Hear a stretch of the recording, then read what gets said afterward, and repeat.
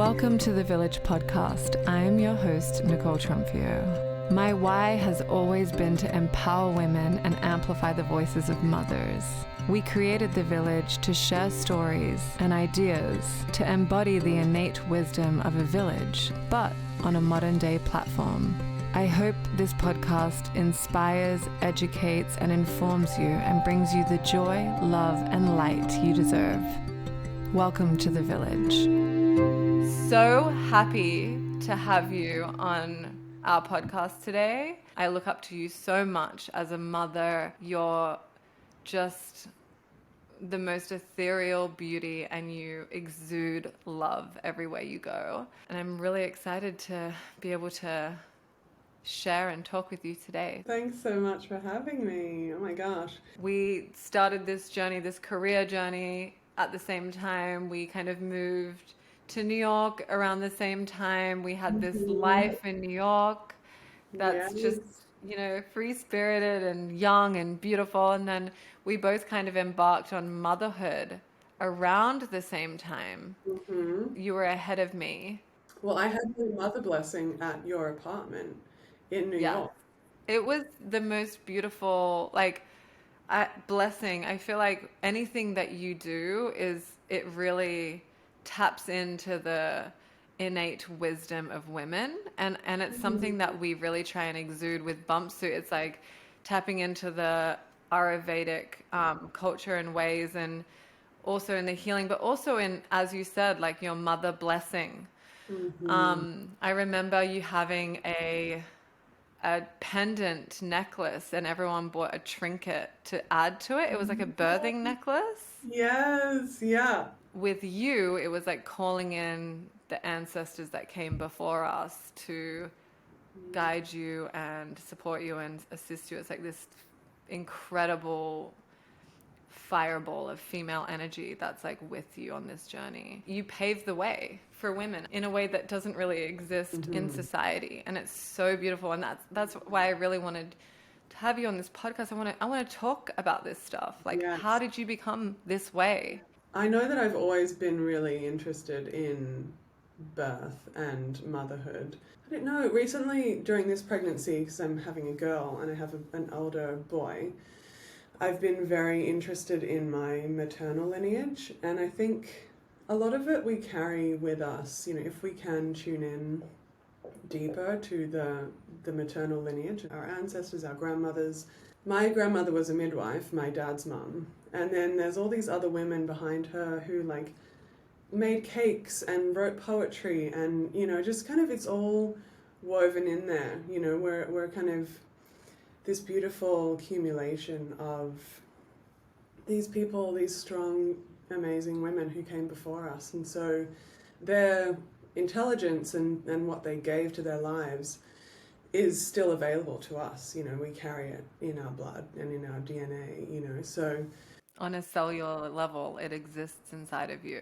Yes. It took me a while to kind of fully step back into the kind of wisdom traditions, and I think motherhood really forced me into that because I was modeling and then, lived in New York for a while, and then it wasn't until giving birth that it kind of awoke within me, this need to take care of myself, because birth and motherhood actually shook me up in a way that I wasn't prepared for.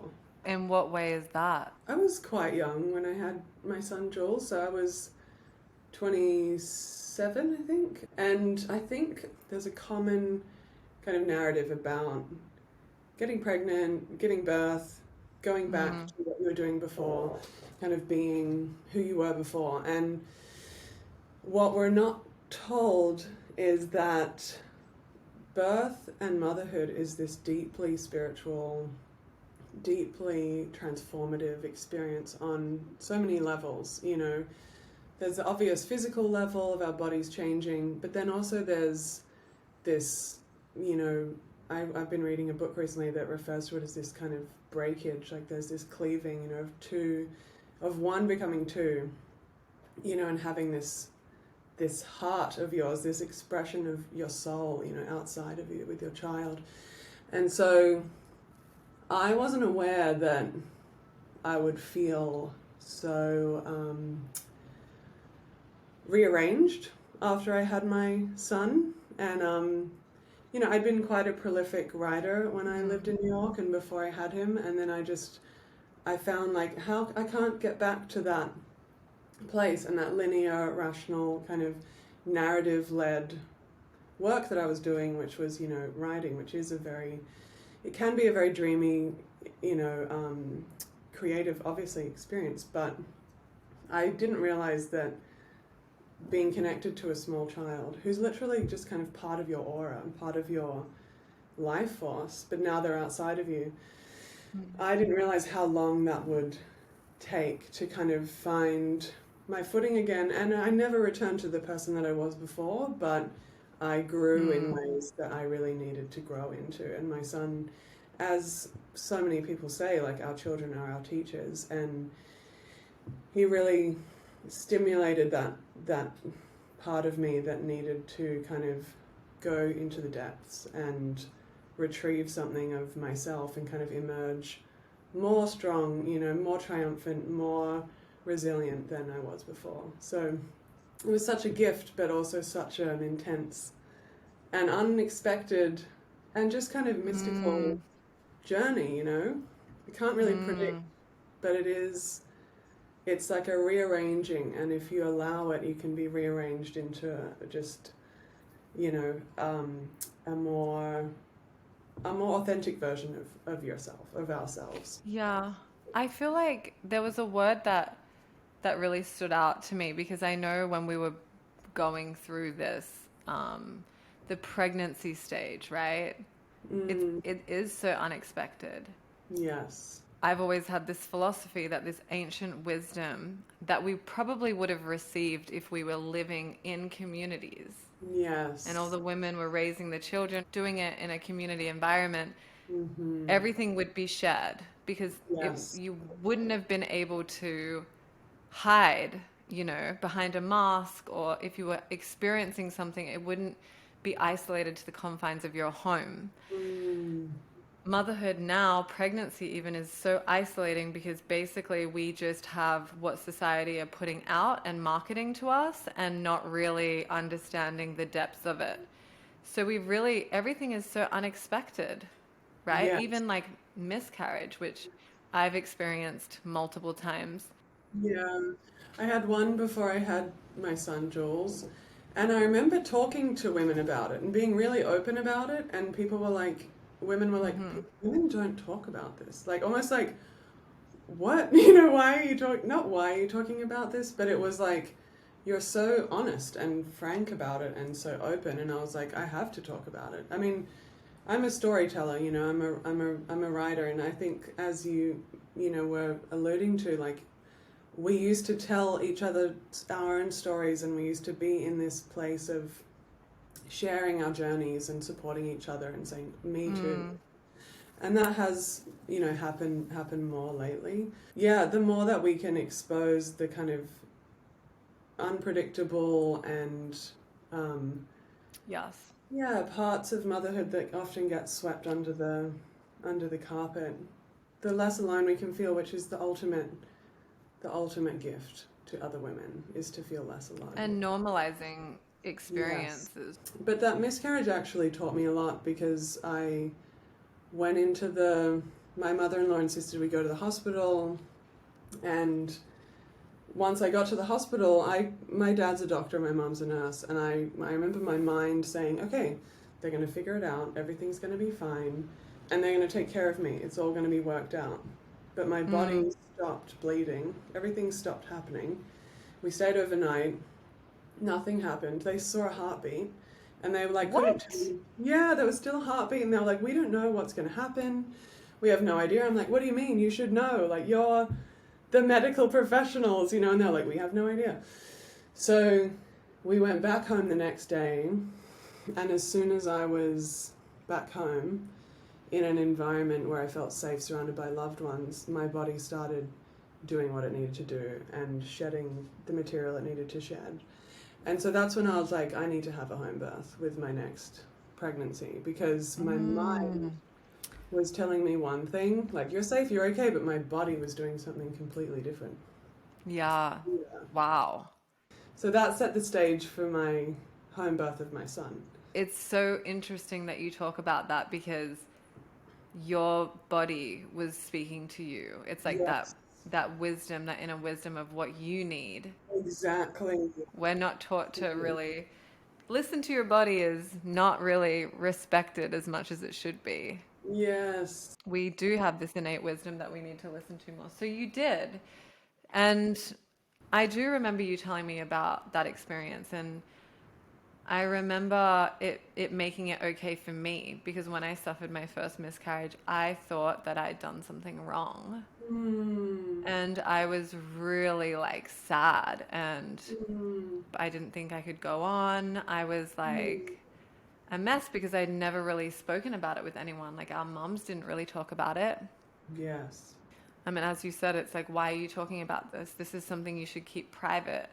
As soon as I Mm. started talking about it, it was like, oh, I've had one too, and I've had one too, and I've had one too. And it was like, I've had Yes. 3. And one of my friends was Yeah. like, I've had like 10.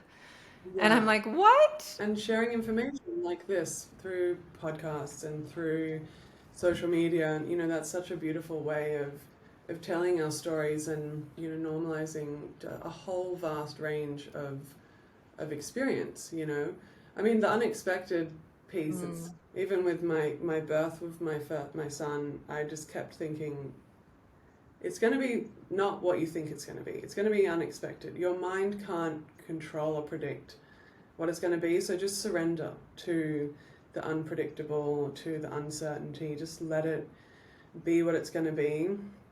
But also, after we had our son, 2 years later, we start to feel the spirit of this second child and or a third pregnancy, and that has been the most unexpected and unpredictable experience of my life, and has taught me to really trust the mystery. So your body told you to have a home birth. So Mm. how long after the miscarriage did you get pregnant? 6 months.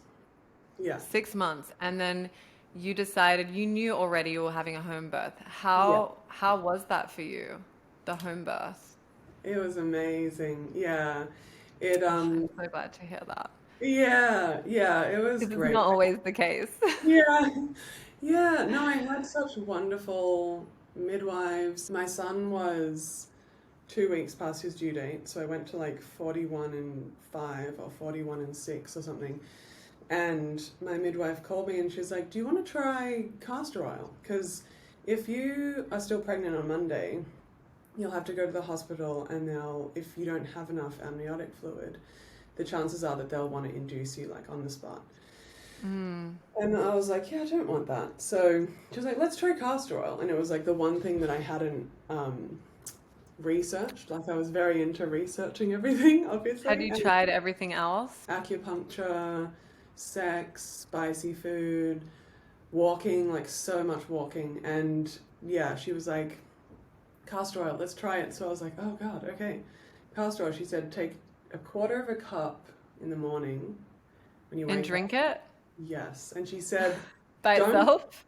No, she was like, this is the funny part, is that she was like, do not mix it with anything that you like to drink, because she's like, I really recommend you mix it with like orange juice and vanilla ice cream, because chances are you won't miss like an orange creamsicle. And I was like, I'm Australian, I don't really know what an orange creamsicle is. And then I was like, I don't really like orange juice at this stage of my pregnancy, so I was like, I'm going to mix it with cacao and coconut ice cream and like coconut milk. The active ingredient in the castor oil is a smooth muscle irritant. So it actually like irritates your digestive system, which also stimulates your uterus, because your uterus is also a smooth muscle. Yeah.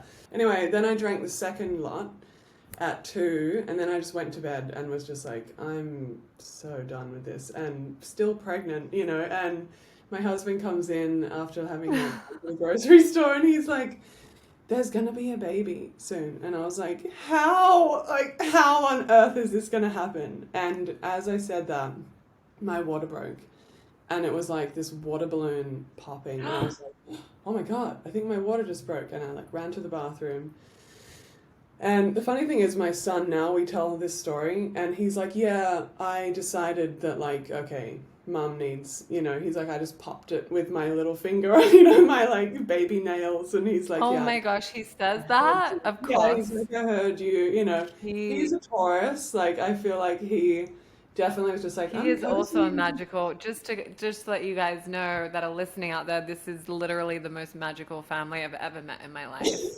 So it makes sense that he is aware of his own birth and he popped. Yeah, he's like, I'm part of this too. Yeah, I'm gonna help mum along. Yeah, so yeah, I like went into the bathroom and sat on the ball. We had like a birth ball, and the contractions started coming like pretty quick. I think they were like 5 minutes apart, then like 3 minutes, then Mm. 4 minutes. It happened really fast, and he called the midwife. She's like, I'm coming, So she got there about an hour later. This was like 3 in the afternoon. She got there around 4, and then I just remember like my mum was there, and she'd flown in from Australia. She'd been waiting 2 weeks for this grandson to arrive.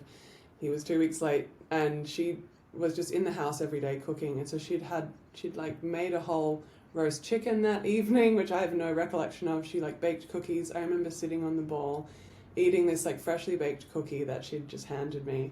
What a dream. My midwives were like, go for a walk outside. And I was like, what? How? Walk? Oh my gosh. So I managed to get outside and was hanging off of the tree that was all in blossom and through the contractions. That was pretty cool. And then came back in, and at some point got into the water. And he was born at 1 a.m. that night. So it was a 10-hour labor. Wow. Uncomplicated. He was born in the tub. Yeah, and I had to push him for about an hour because he was 9 pound 4. Wow. Yeah, first time baby. Apparently I was 2 weeks past my due date, and I was like 9 pound 10 when I was born. So Oh, wow. It's that innate DNA again. yes, That knowledge that's in our cells. It's just yes, repeating. yes. And however we were birthed, like that tends to be how our first babies are, So if we were like a little bit early, or if we're a little bit late, That's true because I was 2 weeks early and my son was 2 weeks early. I Yeah. was born in a hospital. I had a home birth with my son. It wasn't Yes. nearly, it was No. bad. Wasn't like your story. That sounds like a dream. I just like want to live that. I could just picture everything you were talking about. I hope you have photos of it. I have one photo that someone That's took. it. I know. Well, I've been thinking with this Hanging one. from the tree with the I blossoms know. and like going through contractions. I Where's that image? know. I want it. Yes. Well, it's a mental image, isn't it? I have to paint it or draw it or something. You Yeah. for sure have to paint Yeah. it. This episode is brought to you by Bumpsuit, the modern company redefining maternity and beyond. As a mom of 3, I've tried every single baby carrier on the market, and at Bumpsuit, we came up with the best baby carrier out there. We took all the problems from the baby carriers we loved and we solved them in this one baby carrier called the Armadillo. The Armadillo has a lot of different pockets for your phone, your keys. It even has a space for your water bottle to hang from. It has a weather cover. It's got a back lumbar for that support, especially after giving birth. It is great for newborns up until, my 3.5-year-old still asks for it. Go to bumpsuit.co. That's bumpsuit.co. Use the code THEVILLAGE20 for 20% off your entire order and get an Armadillo baby carrier. Do yourself a favor. After this first experience, how long after did you want to have another baby? Yeah. So I always wanted to have a lot of kids, and I'm the eldest of 4. Always imagined that I would have lots of kids, and yeah, so we had our son 3 months after that. We went on tour with Pink. So my husband was touring with Pink. I remember that. Yeah, Australia and New Zealand. And so my son and I went on like 13 international flights. Like, I remember that too. I remember the photos. it was crazy. And Such a badass mama. yeah, it was Isaac was like, well, you can either come with us or you can stay here, and I was like, I'm coming with, of course, and Yeah. so my son didn't really have any routine other than me, and my nipple, or nipples, and I do have two. And then and then so he was just like, there was all different time zones. He learned to crawl in one place and learned to yeah, it was just a lot. And at the end of it, I was like, I need to go back home. Like, I can't keep doing this. And then, so we came back in November, and in January moved to Los Angeles to be closer to the music industry for my husband's work. And that kind of triggered like a whole kind of postpartum depression. Like, I was really upset. And also just looking back, I was so uprooted. And, in that first year, like, you just want to nest, you just want to, be grounded and, be taken care of. And I was young and didn't really know about postpartum, didn't really know about what a mother and baby need, because they really are like one unit. And so, yeah, our time in LA was really challenging. So I started studying nutrition as well, because I had this instinct that I was quite depleted after my birth and after my postpartum time. And for me, food has always been a way to nourish like body, mind, and spirit. And so I also started studying some more kind of energy medicine traditions, and just trying to like heal myself and put myself back together. But we moved, I couldn't handle living in LA. So having grown up in Western Australia, where we both were born and grew up, it's very raw and wild and pristine and just vast. And living in LA was, not that. And so I was like, I need something different. So we ended up moving to Ojai, which is where we are now, which is a couple hours north of LA in the mountains, and it has that natural element. And so by the time we got there, that's when I started to feel a little more settled, a little more grounded, and I started to feel a second child. I've always been able to kind of feel when a soul is like wanting to come in. So I felt my son like before he was conceived, and he was very like, it's hilarious, because anytime I got in the car, or anytime I got on a bike, or anytime I did anything on wheels, like he was like there. And he's like obsessed with cars. Like at the moment, he's just like a car maven. He like, I know all about like Bugattis and like Paganis. Like I can tell the difference between like a Dodge Charger and a Dodge Challenger. Like my 8-year-old son is like obsessed with cars. And when before I conceived him, he was just like right there and kind of, can I come now? Can I come now? Can I come now? And, we conceived him pretty quickly, but I started to feel this spirit once we got to Ojai, and I knew it was a female spirit.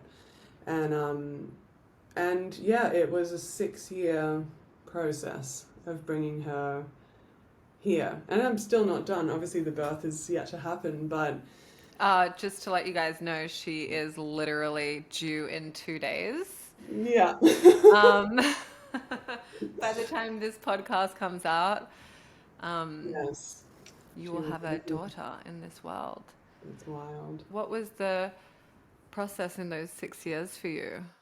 So in the beginning, I just, of course, thought it's going to be easy and it'll be straightforward and we'll just have another child. We'd had this two uncomplicated conceptions before that, and an epic home birth, and with no problems. And so I just thought it's going to be simple, and it was not. So we started trying.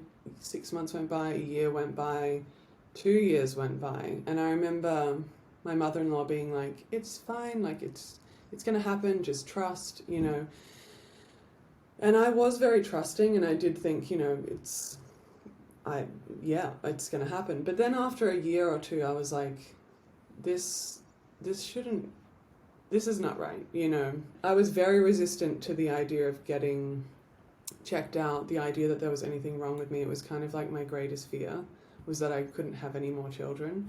Having, wanted a lot of children and a big family, and so it just kind of plunged me into this despair and this confusion, and And at the time, you know, I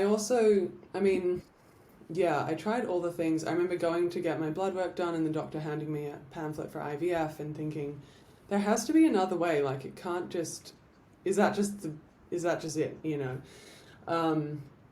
And I sort of spent a lot of time just distracting myself and thinking like it's just going to happen.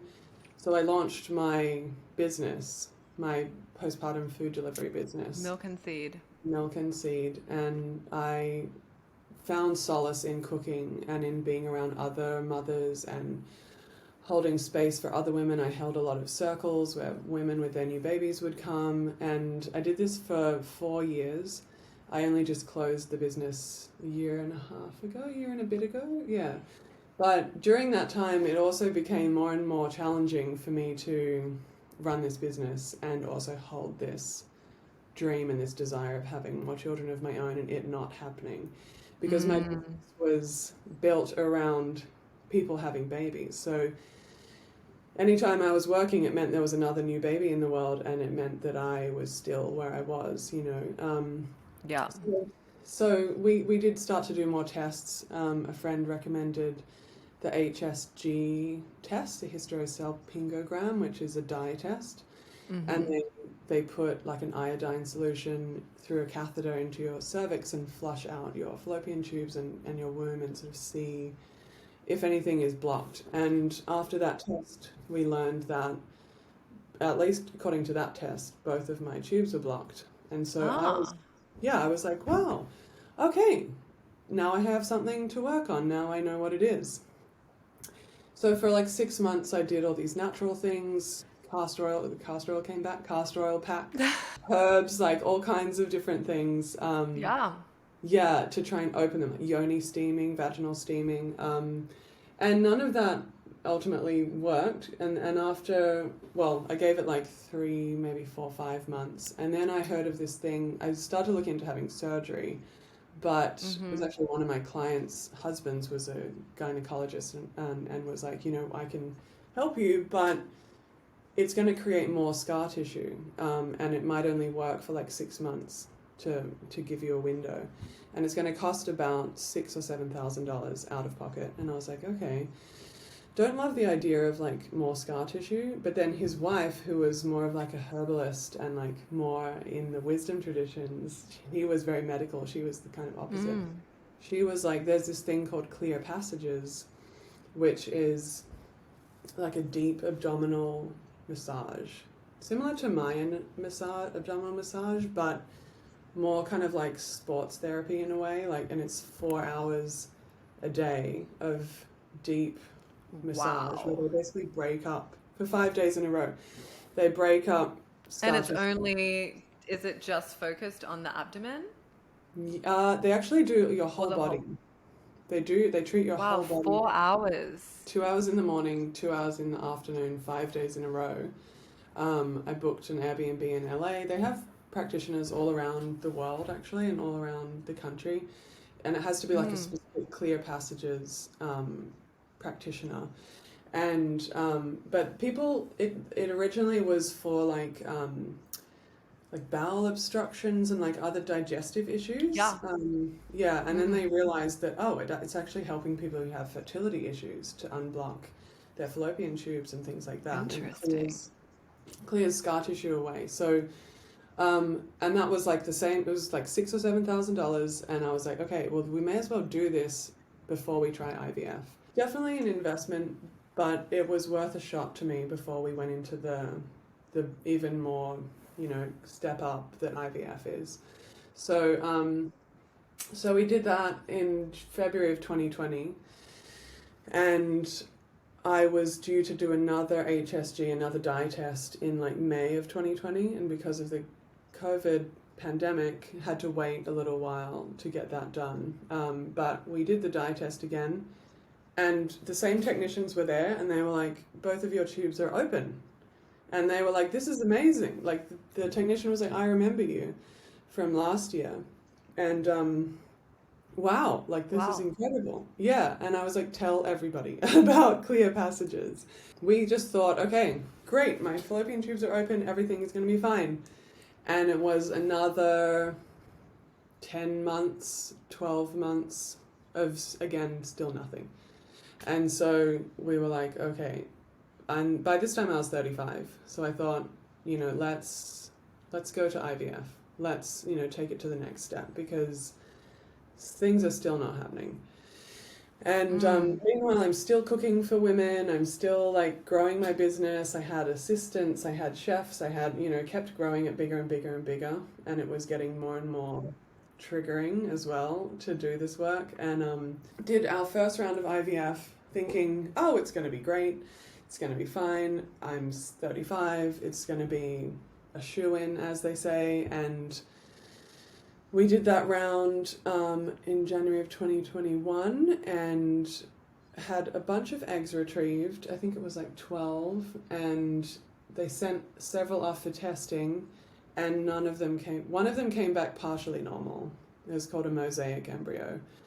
And we were just kind of like, oh, okay, all right, well, what do we do? And the doctor didn't really have any follow-up with us. It was just kind of this clinic that felt very impersonal, and yeah, I didn't really enjoy the emotional process of it, and just kind of dropped at the end and not knowing, okay, what do we do now?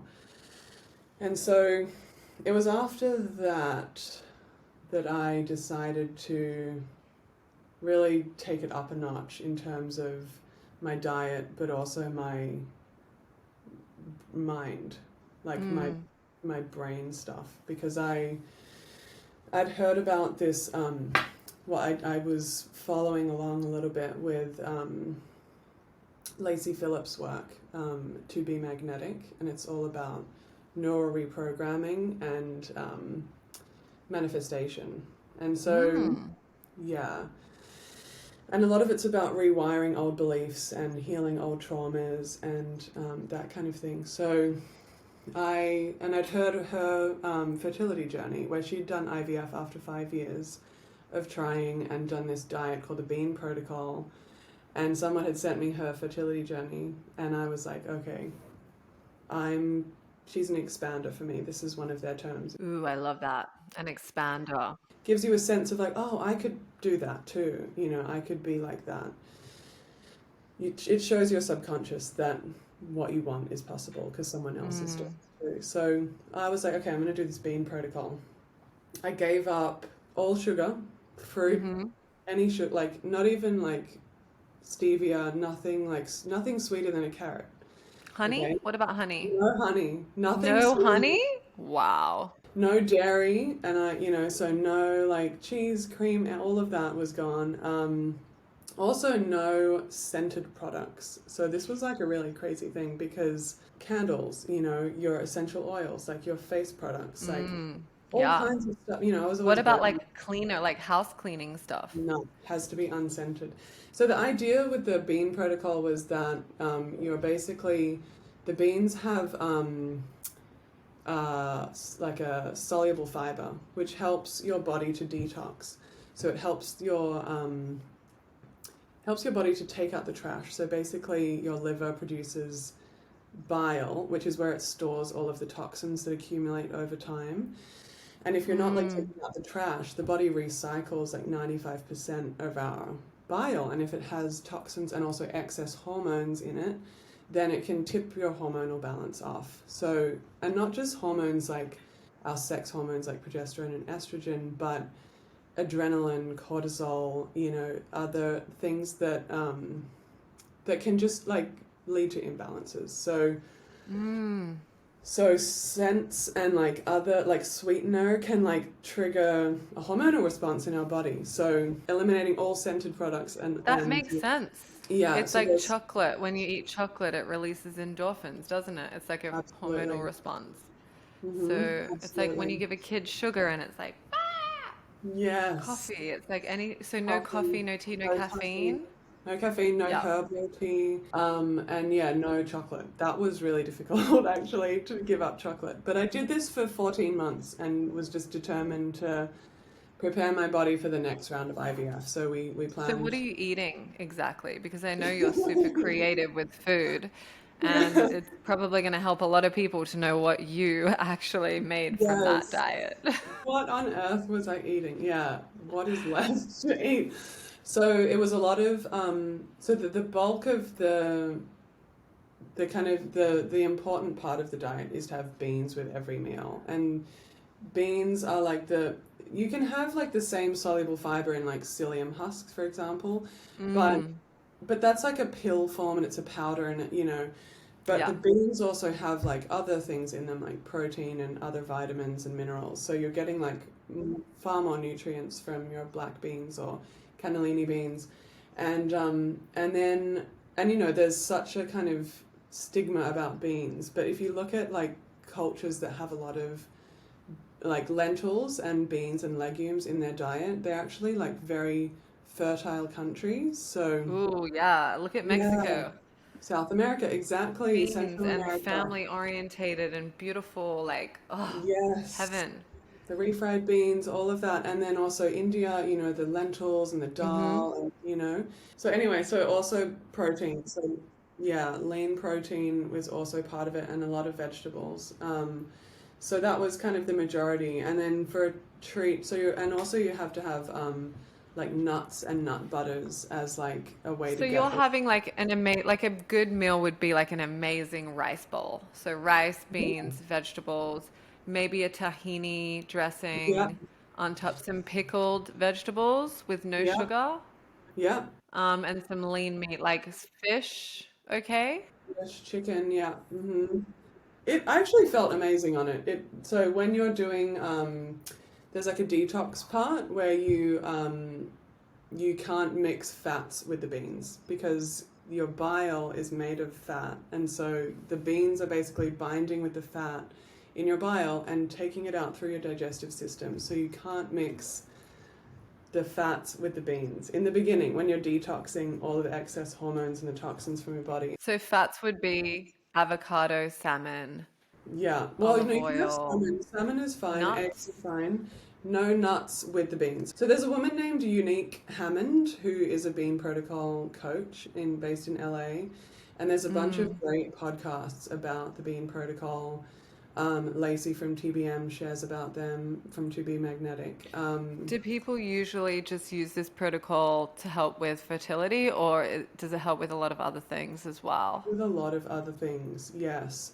So a lot Mm. of like illnesses and imbalances in our body come from hormonal imbalances because our hormones aren't just, the things that regulate our menstrual cycles or, our thyroid, for example, is like very much governed by, obviously, by hormones. But yeah, any like cortisol, adrenaline imbalance, like if we have too much of that, it can also create problems in our body, and we live in such a high stress environment that it can really just help to kind of down regulate and bring calm and ease back to the body. Mm. So, and yeah, once you've done the detox part, you can go back to just having your fats and beans together and just having beans with every meal. It also helps your microbiome. So, Wow, I want to start ASAP. yeah. Fascinating. Yes, yeah. So I did this for 14 months, had a brief break in Mexico, and like sobbed crying when eating like a profiterole. It was like the first sweet thing I'd had in like 6 months, and I just like cried because it was so. Wait, you were in Mexico where there's lots of beans eating a profiterole? Exactly. Uh, But in this country that's like very like built on like family and love, yes, and it's so fertile. It's just like the yes. most beautiful. Yeah. Yeah, yeah. Every time we would go somewhere, we'd be like, maybe they'll be conceived in France, maybe they'll be conceived in Byron Bay, maybe they'll be conceived in Mexico. We were like, maybe it's here, maybe it's now, maybe I'm pregnant. But it was just this constant, it was this constant like journey of just being disappointed all the time, and Yeah. that really, really can affect your psyche. And anyone who's going through infertility or fertility challenges, I really, my heart is just right there. Like I know how distressing it is, how confusing it is, how shameful it feels, how isolating it can feel. You know, where there's so much tied up in like women's fertility, and we feel like, oh, I should be able to do this. But I also just want to say, like, it's not our fault. You know, a lot of time I felt like it's my fault, there's something wrong with me. But it's also like the environment we live in, the toxins that have accumulated in our bodies that we don't know how to get rid of, which is where the Bean Protocol can help. It's also, you know, I also think I heard someone say that, you know, the souls that are coming to Earth right now are very wise and very old. And I think that they're teachers on a whole new level. And so this soul that we did end up conceiving, the story is not over yet, has taught me so much, and more than, you know, anything in my life has ever taught me. And it's like this deep wisdom and this deep lesson. And so yeah, to backtrack, we did this diet for a year, and then I went into another round of IVF. And in the interim, you're still trying naturally. Yes. Right? Exactly. Okay. Yeah. So my husband and I developed like the most epic sex life over 5 years, 6 years. I could only imagine it being the most romantic, magical, creative, like Yeah, I mean, it every can. woman and man's dream situation. Yeah, I mean, it can be. So many people who go through fertility challenges, it becomes like a chore or like For sure. humdrum. Yeah, or like traumatic, or like, oh, we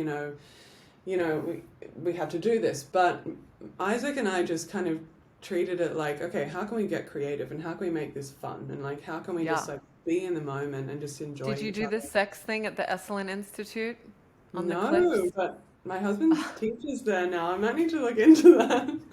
Isaac and I are always like, one day we'll probably teach. Like maybe we'll teach at Esalen as well. Like my husband's faculty. Oh, We're like, maybe you we'll could take teach over the this. sex program. Yes, that'll be fun.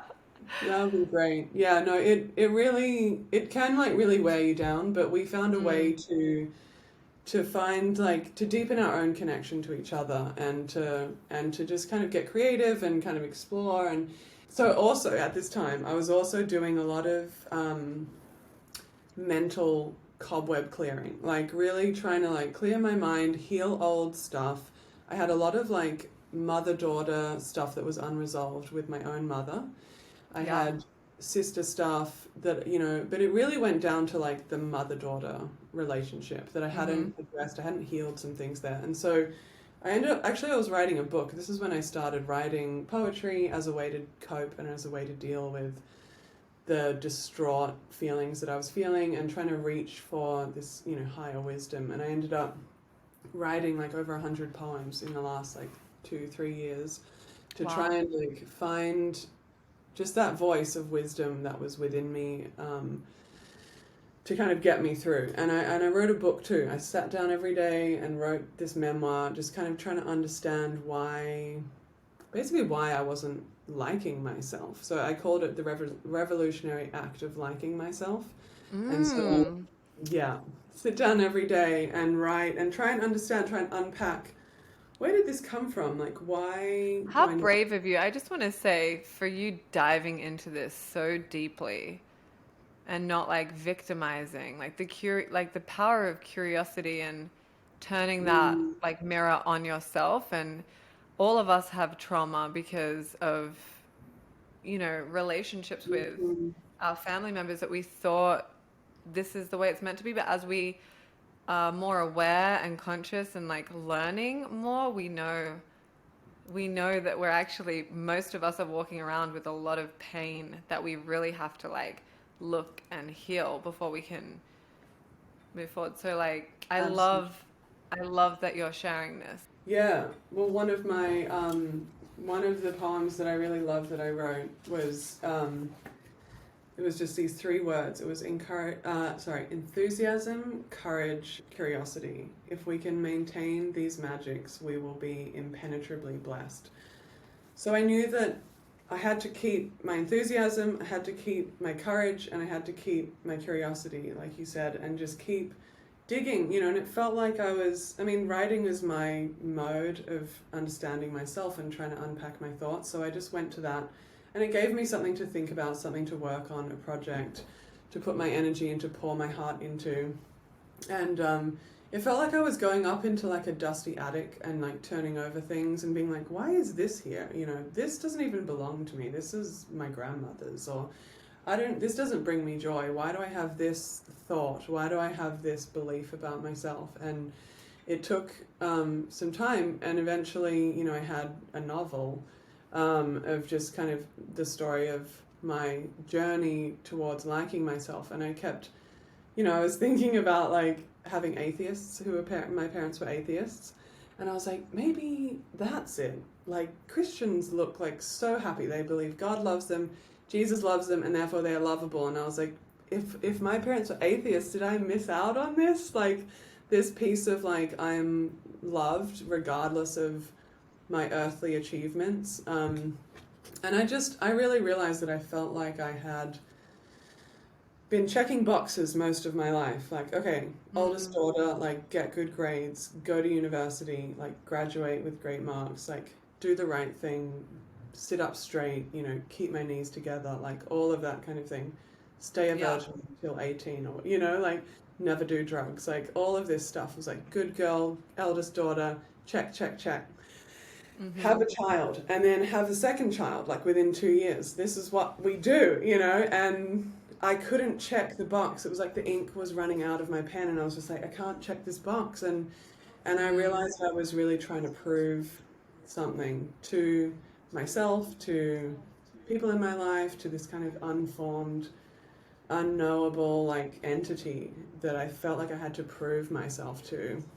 And it wasn't until I started unpacking that and dismantling that and being like, you don't have to prove anything.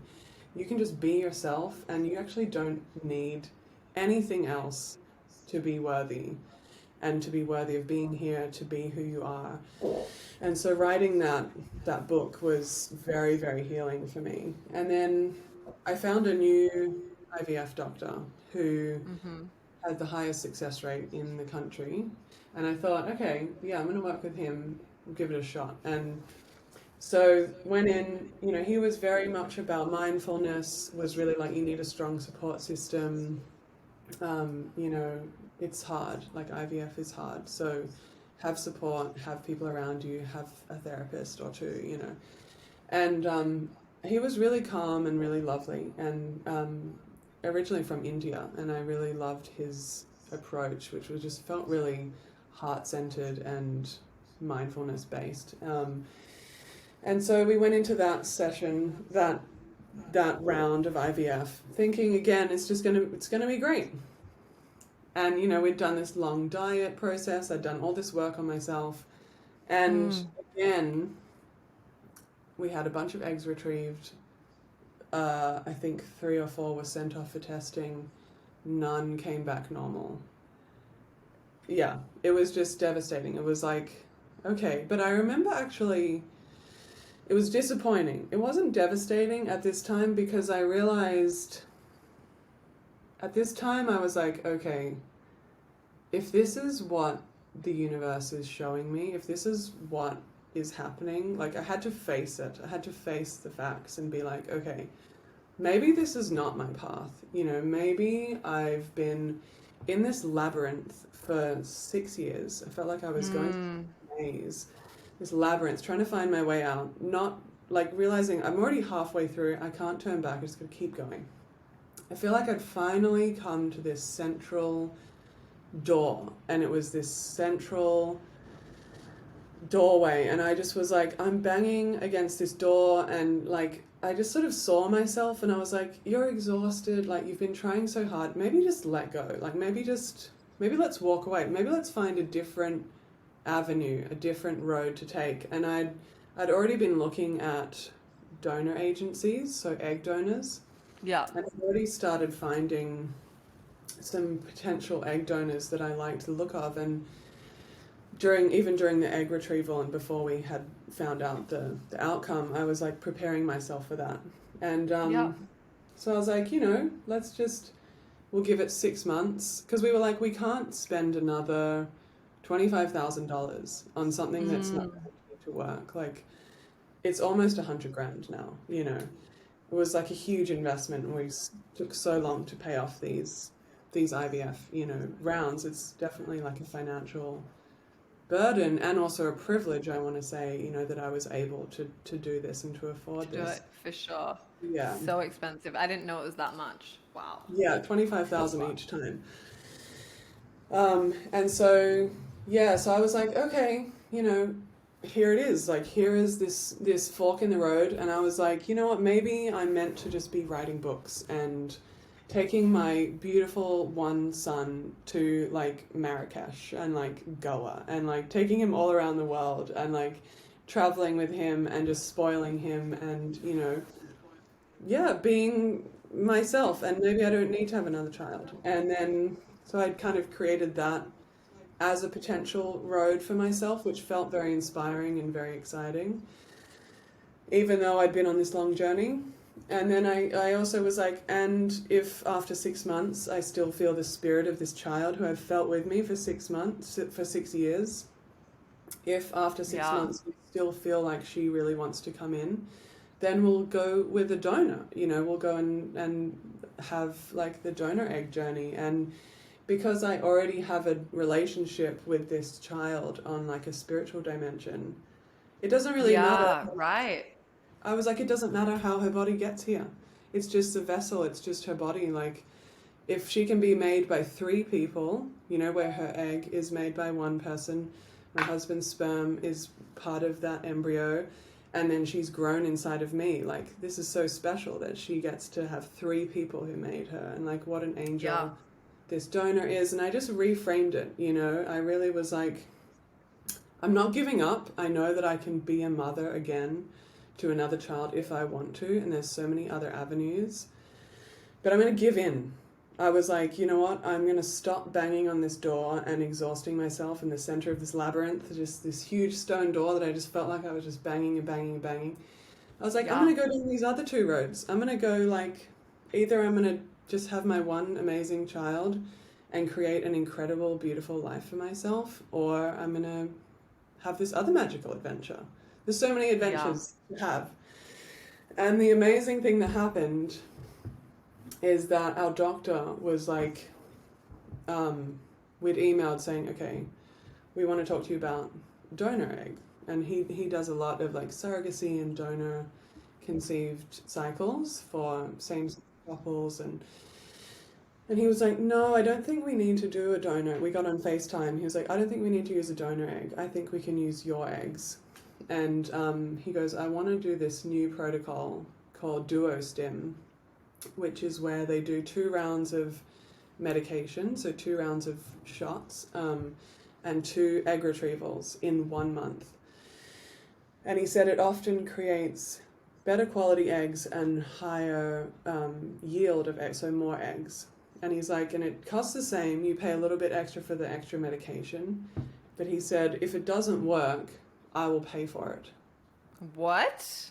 Yeah. Wait, how? I know. He was so confident and so generous, and so I just burst into tears. Oh, wait, so if it didn't work, he was going to pay for it, but if it did work, you had to pay for it. Yes. Got you. So that just meant he was really confident in this. Really confident. Yeah. He just was like, if it, I know that, because we were about to walk away. We were like, we can't keep spending this money on something that might not work, Yeah, for sure. But it really was, I think it was the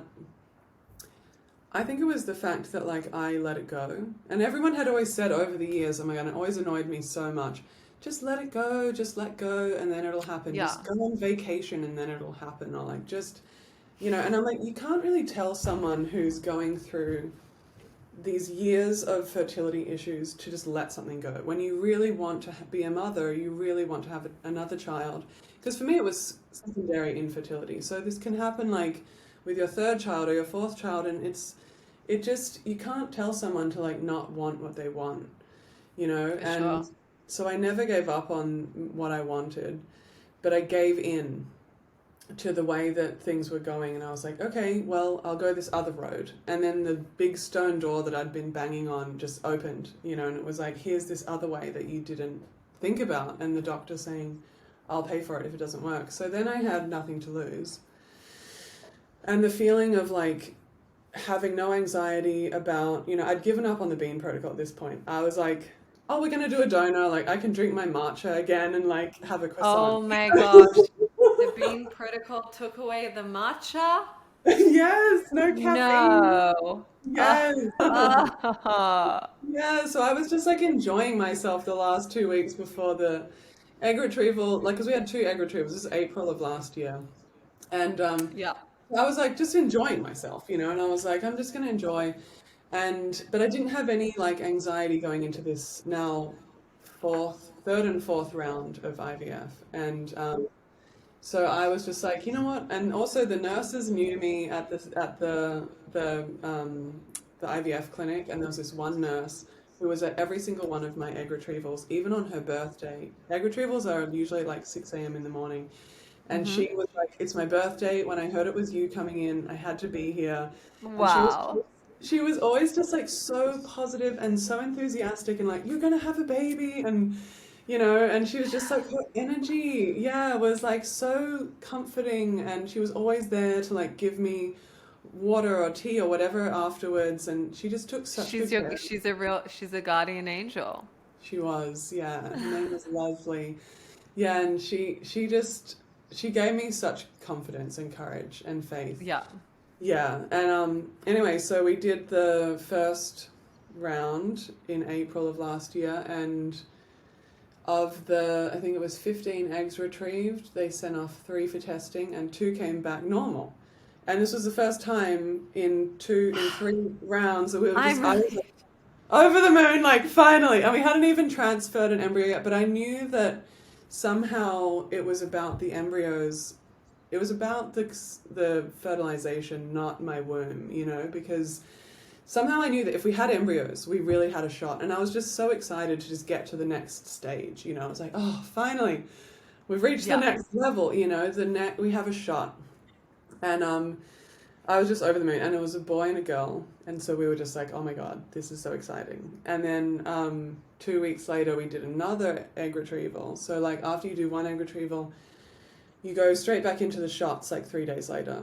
And so they stimulate the same batch of, so your ovaries have different waves of eggs that like mature. So they like harvest the full slot, and then they stimulate them again and let some more mature. And then they harvest them again. So it's all kind of in the one cycle. And then they retrieved like another 13 or something. So it was like 28 eggs total in the 1 month. And then they sent off 4 for testing. Because there's like a whole process too where like only some fertilize, and then only some make it to blastocyst, and then only some, like it's a really, the IVF process really shows like how miraculous it is that like any of us are here. And so we got 4 blastocysts, 4 embryos sent off for testing, and 3 came back normal from that. So then we had 5 embryos from this Wow. 1 month, and everything was possible. And so we transferred our first embryo in June, which was the top quality girl that we had. And now here I am, you know, 39 weeks and 5 days pregnant. Wow. Yeah, yeah, Wow. yeah. So I should actually say that I think part of it also was that I closed my business. So before, at the end of like the year before we went into the next round of IVF, I was like, I need to clear the decks. And I'd had this like session with a medium who was like, there's this indecision in your field. And I was like, no, I've wanted to have this child. I've always wanted to have children. I'm not indecisive about this. And then I realized it was indecision about keeping my postpartum food delivery business open. I was like, okay, I'm closing it. And so I closed it down, unplugged myself from the energy of it. And as soon as I did that, I started to have dreams of this girl, this daughter of mine. And I had this dream of her like wrapped up in a bundle in my arms, like under a Christmas tree as this gift. And I woke up like missing her. Like I woke up in tears, feeling like this is someone that I know and that I've known before and that I really miss in my life, you know. And I instantly knew what her name was. She like told me her name in the dream, and then I had several other dreams of her. But I really think that I'd been leading this business and I'd created this business out of this, desire to like prove something to myself, to also to fulfill something for myself. I wanted to have my own business. I wanted to see if I could do it, and I did it. I had like 15 It was staff. it was amazing. I hope Yeah. we can find a way to keep it alive. I actually trained a lot of women. I have an apprenticeship that women all around the world can take to learn Yeah. how to be a postpartum chef, and to take care of women, not just with food, but with other things, Yeah. other modalities. Abhyanga, massage, sits, Yes, herbal sits, foods that really can help you really heal and retract the womb, and it's so important. absolutely. Yeah, absolutely. And just to have that extra support, that thing that is taken off of your plate that you don't have to do when you're healing and reintegrating and And so isolated these days. You need yes, that mother earth figure to like help bring in that community, help wash the clothes, take the baby for a right, minute. Uh, yes, another whole other podcast because we need to talk about yeah, this. yeah. What's her name? Yeah, yeah, her name is Freya. Ooh, I love that name. Yeah, Freya. Yeah, Hi, she's like Angel. yeah, she's like Freya is like an Old Norse goddess who is like the goddess of love, beauty, fertility, Wow. gold. She's also like she can see the future. She rides like a chariot with like two cats, and also it's I funny. mean, I I mean, know. you are like just this goddess of light and love, and you have raised my vibration and my frequency on so many levels. And so I hope that we can touch other people with your story and your journey. And you can do the same for them that you've Mhm. done for me. And I love you so much. And thank you for coming on. Are you also wearing a bump suit right now? Yes, yes. Can you Does see? Freya Yeah. like the bump suit? She Oh, likes look at the my bump belly button. suit? Look at my belly button. It's so big. Yeah. No, we love it. We love it. Yeah. Yeah. Amazing. I love that. Yeah. I have Um, the rib dress as well. We did an amazing I'm wearing photo bump suit shoot. ribbed. Nice. Thank you for sharing with us. Thank you for I love having me. you. I love I you, love you Mrs. so much. Ward Corrin. Gorgeous, magical creature. Thank you for listening to the Village podcast, where we share unique stories, normalizing conversations and experiences in pregnancy, childbirth, postpartum, and motherhood. We are here to serve, and we really want to hear from you. So feel free to share, comment, like, and subscribe to keep this village growing. We are eternally grateful for you being with us and sharing space today. Until next time.